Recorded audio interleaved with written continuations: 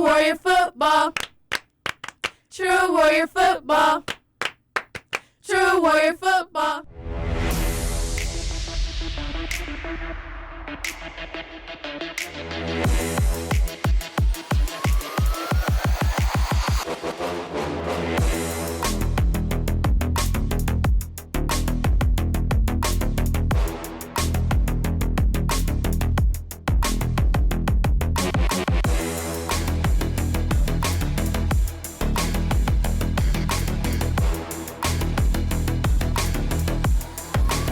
You are listening to True Warrior Football Podcast with your host, Corey Kid Smith. Welcome back, ladies and gentlemen. Welcome back. I'm your host, Corey Kid Smith, and you're watching another great episode of True Warrior Football. Man, let me tell you what, last week's game, last week in general, was just such a great home game, great win for us over Pike. Final score was 25-6, 23-6. It's just a all-around great game. And there's so many reasons outside of that. The reunion, seeing so many guys there, guys I hadn't seen in forever. Stephen Willis came up from Kentucky. Courtney Nunn was in the building. Love seeing those guys. Coach Wright was able to make an appearance. That's absolutely phenomenal. Coach Tutsy was there. Bishop Burchett, former principal, legendary coach of the program back in the 70s, 80s. And it's just seeing so many great people together really, really put a special place in my heart. Then you had the guys from 2013 that were there. Some Gegners were there. That's all around great moment, great time for our program. I wish I would have had an opportunity to talk to more of them throughout the night during the game, but unfortunately, with me calling the game, it just didn't happen that much. So, but I'm glad I was able to see so many great guys. Saw Trey Jackson. Hadn't seen Trey Jackson, been able to talk to him for a very long time. He's doing some great things with the USFL. He's in coaching. He's been coaching college level. He coached at IMG for a good amount of time as well. So he's coached high-end level athletes at high school, college, and now professional. So very happy to see the growth that he's been able to do in his career. But getting back to the game, what I saw from our team starting off, and I said this during the broadcast, with our team for the foreseeable future, next couple of weeks here, with us playing freshman quarterback Anthony Dennison, who became the first freshman in my time as being around the program. So let's go all the way back to 2002. At least, I'm fairly certain within the last 25 years, we have not started a freshman at quarterback until last Friday night. So Anthony took the start, and I felt like he played really, really well. We made a lot of improvements from last week, the week before against Ben Davis to that night, and offensively he was ready to answer the big plays or big moments that came to him. Now, granted, Pike isn't that great of a team. They were 1-4 coming into the game, but they're still a 6A opponent. They still have athletes over the field.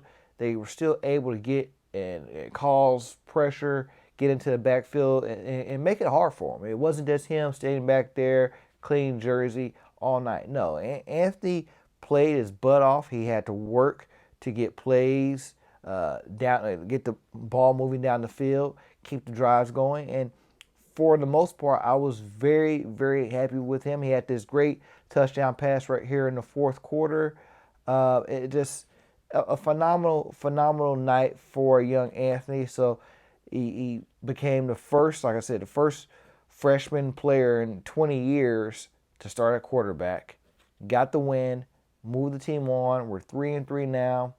And I said in the broadcast that for our team to succeed, if we are going to go deep, the quarterback's best friend has to be the running game.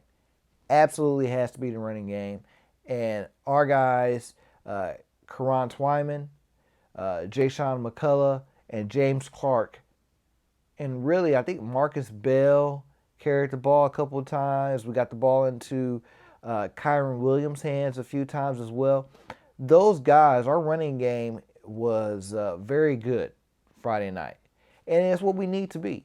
We should not, we have too much talent on this team to just rely on this passing every down. We have a lot of great guys, a lot of great offensive weapons, I feel like, that are young, that are ready to perform, and we need to execute with those guys. Now, our passing game Friday night was excellent as well. Eric Hester had some big plays. Chaz Corley had some big plays. Jay Holman had another big play. I think it was Holman. If it wasn't Holman, it was 84. I don't got my roster in front of me. But the guy that caught the touchdown pass had a big play himself. But the person I was most proud of from last week to this week was Jordan Williams. And Jordan Williams has had, without a doubt, his best game as a Warrior. I don't know how many times he touched the ball. He was definitely the team's leading receiver catches-wise. He probably touched the ball anywhere between 15 and 20 times. He was just on fire against Pike's secondary. And the chemistry that him and Anthony showed was really, really good. And I love that from Jordan. I said in the broadcast that I know, and I said last week, I know Jordan was very emotional about the play he wasn't able to make at the end of the game against Ben Davis. And I know all week I talked to his wide receiver coach, Coach Shaquille Breedy, and he said, hey, I worked hard with that guy. I worked hard with all of our guys, but I worked hard especially with Jordan leading up to that game all week. And the results showed. The results showed that he put in the time and effort, him and Anthony put in the time and effort to be as successful as they were last week. And we had some big completions all night and really helped the team progress and move forward. So that's it. We had, in defense, I talked about offense. Defense played absolutely spectacular. Absolutely spectacular. 10 stops on the night. Didn't give up a single point. The lone Pike score came on a busted play, fumble. They got returned 60, 70 yards to the house. But then on their PAT, we ended up blowing that play up and preventing them from getting anything off. So defensively, we played an absolutely smash-mouth game. My hat is off to Coach Corey Clark, defensive coordinator, and the rest of his staff. Coach Berrio has done tremendous, tremendous work with our safeties and cornerbacks this year. Javon Sarks came back into this game this week, having to sit out for the Ben Davis game because of a suspension. And he had another interception, another big-time play right there. Jeremy Fitch, who also had to miss the game against Ben Davis, was in the backfield all night, causing chaos, terrorizing Pike offensive line, making big plays. Damian Shanklin, like I said, Marcus Bell, C.J. Snorton, Tyrone Burris, Jordan Barlow made some big plays. Really, really was happy with the performance of Donovan and Devontae Dungy, the Dungy twins. Been struggling a lot this year, but as of last week, they really brought their A game and really did a lot of great things for this team to be successful on defense. So we do those things. Special teams wise, had a bit of a hiccup. Kicking game, still had some issues. We hit a field goal, good. Missed a field goal. I think we missed a PAT as well. All that can be fixed. The best thing about last week's game is I saw progress. I saw offense doing some things progressively to get themselves in better position for later in the season. Defensively, I saw us making improvements as well for later in the season, as well as stepping up and playing the game I felt like will carry us further. We're playing up to our potential We have not reached our potential. That is a good thing. And right now, this week, Lawrence North, at their place, we definitely need to bring our A game. This is where I'm going to say it again. I need 4 quarters. 4 great quarters. Last week, I'm not counting that because Pike I don't care about that. Against Ben Davis, I would say we had about 3 solid quarters of good football. LC, 3. We were 1-1 in those games. If we played 4 solid quarters against Ben Davis, we beat one of the best teams in the state. You saw what they did to Lawrence North last week. Rolled up 55 on them in a half. They could barely get 30 points against us, 31 points against us in 4 quarters. They needed all the help in the world. What that tells me is we are so much better than what we realize. And our potential is right there. We just have to go out and take it. Go out and show it. Go out and prove how good of a team, how good of a program we are currently right now. And Lawrence North started the season off 4-0, lost their last 2 games. Got embarrassed last week to Ben Davis, like I just said. Lost a close one to Carmel the week before that. So now they're like, okay, we have Warren coming here. They're 3-3. We're 4-2. Let's get back on the road. But us looking at it from our end is we are playing some of the best football of the season right now. And we want to get better. We want to get to higher levels. And to do that, we have to beat the teams that are in front of us, the teams that we should beat. Lawrence North is a team that we should beat.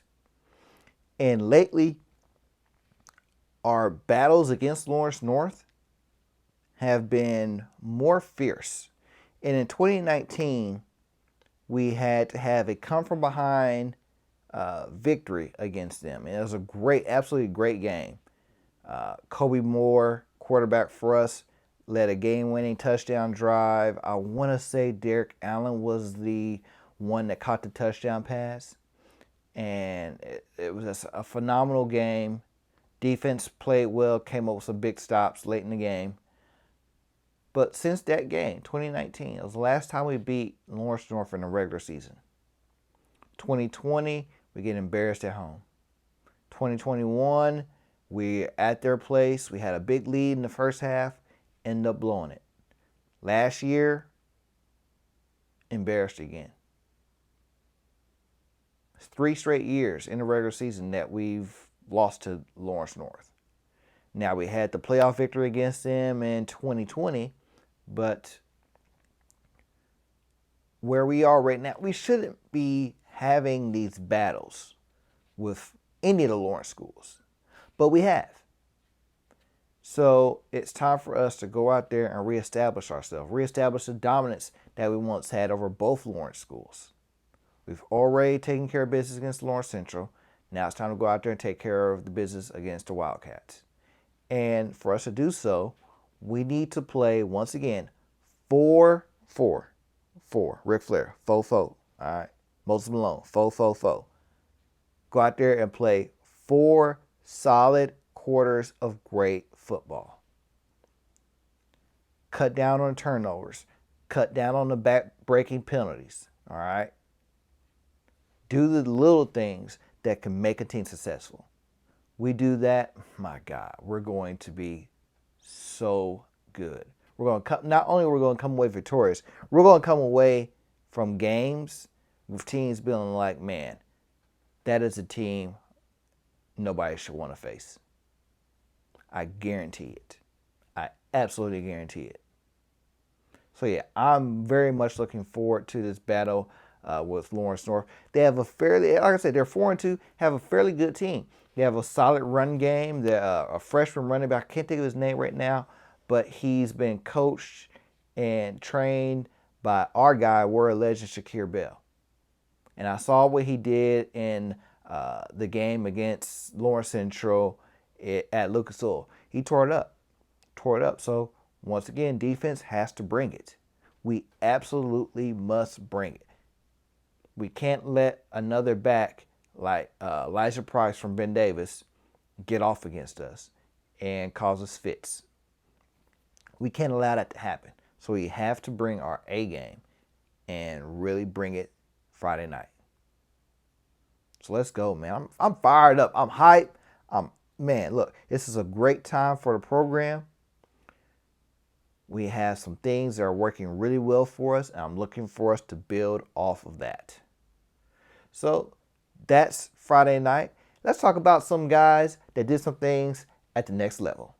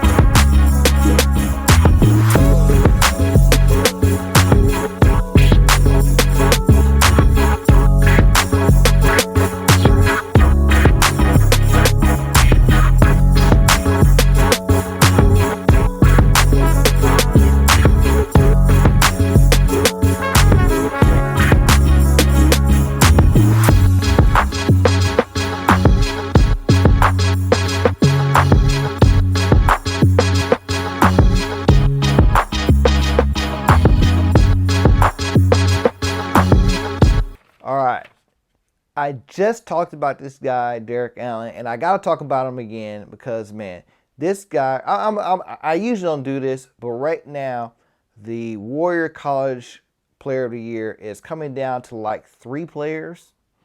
You got Derek Allen at Wabash. That's absolutely tearing it up. Absolutely tearing it up. This past week, all right, Wabash won over Oberlin College. I think that was the first game of conference for them. They won 59-6. Okay, huge game, huge win for them. Derek had a monster game himself. Okay, 5 catches, 57 yards, and a touchdown. He had another.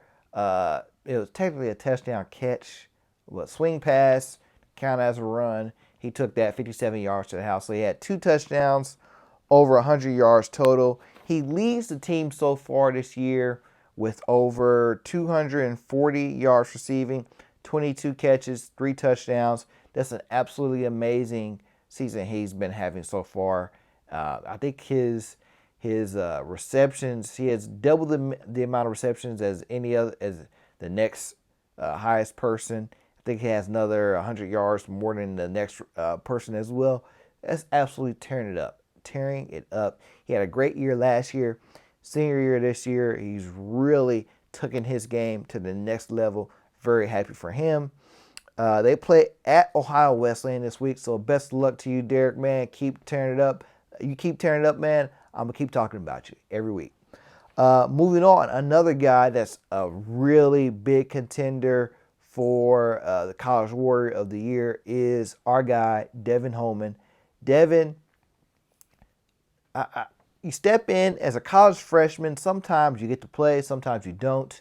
Devin has taken the opportunity that he's earned and made the best of it. He had another great game versus Stetson in their win. They won 28-18 over Stetson, and in that game he had 2 interceptions. That's one of them he took very long. I think he had like 64 yards total in return interception yardage. That's an absolutely amazing performance from Devin. He was named the Defensive Player of the Week for the entire conference, so hats off to him as well. That's a phenomenal game. I think Butler right now is either 3-1 or 4-1, and they're playing some really good football. some really good football. So watch out for the Butler Bulldogs. They play next against Presbyterian. I expect him to have another good game this week against them. So Devin, continue to do well, man. I love it. I love seeing you step up and play big games at the next level. I love it. And moving forward here, other guy, College Warrior Guy of the Year would be, or nominee at this point, is Ramir Elliott. SIU was off last week. I thought they played. They played Missouri State this week, so best of luck to you, Ramir, and the Salukis. But the big story last week was our guy, Julius Brents, the Colts. And it's his first game in the pros. He missed the first 2 weeks of the season due to injury. And really, I just got to let the video right here and everything else speak for themselves. Also relaxed when we spoke to them the other day. Checks down underneath. Kenyon Drake in his first appearance. Flag is out, ball is out at the tail end of the play. And the initial report from the officials here is a turnover. Oh, man, I've been waiting for this moment for a long time. Honestly, it was just a blessing just to be out there, you know. You kind of take it for granted a little bit when you are out there, but then, like, when it gets taken away from you, you can't be out there. It's tough. So I just knew I wanted to go out there and just make my teammates, you know, my brothers, my coaches just proud. Just give it all out, give my all, put it all out there on the line, man, and whatever comes with it, you know, it is what it is, but hopefully we get the dub. So I'm just happy the outcome we had was What was it like to make a play also in this game that was a turnover? It was good. You know, being a young guy, my premiere, being a rookie, I knew this was going to come at me. You never know how things fold out, but just when the opportunity comes, to make sure I take full advantage of it. So, you know, that's just routine things we practice every single day. Breaking at that ball, being aggressive, just making a play on it, you know, getting the ball back in the hands of our offense, getting the best chance to score. I know this is a dream to play in the NFL for your hometown team. Did you sort of have a moment right before the game at all when you were running out on the field? Nah, definitely. I think for me it was just the anthem, you know, just like, yeah, this is legit now. Try to hold the tears back, man. That's the end. All I could do is just lay out, just thank God, you know, just for first just the opportunity I've had just to play on this field and just with a lot of great players around me, and it's been great to do it for my city for sure. When did you find out you were starting? Kind of got a word about it that it may happen a little bit earlier on, but you know, I just keep the same mentality every week. When I wasn't playing, still just preparing like I am going to be starting and playing, and whenever they give me that green light, it didn't matter when it was, but I knew I was going to be ready. Thanks, Juju, and I love like seeing you go out there and make some big plays. Also, thank you. You are Warren Central. Unified Flag Football Team was at the Coast facility, and he had the opportunity to talk with them. Here's the video right here as well. Are y'all ready? Yeah! All right, real loud. We're going to get a dub C on three. You ready? Dub C. Got me? 1, 2, 3. Dub C! So, yeah, Juju, man, you're great. The community loves you. Colts fans love you. Just like everybody is behind you, supporting you, man, 110%, man. Continue to go out there, be great. Huge game against the Rams this week at home. Everybody make sure you tune in for that one. But yeah, it's a great time to be a Warrior. We got a lot of great things. We got a lot of great people in our program doing some great things at the next level, at the high school level right here with us, man. Just make sure you guys coming out, checking out our game. I'm pretty sure it's going to be televised. When I have the link, I'll make sure I post it for everyone to see it and watch it. But hey, as always, I'm your host, Corey the Kid Smith. You just watched and listened to another great episode of True Warrior Football. As always, Warrior Band, take us away.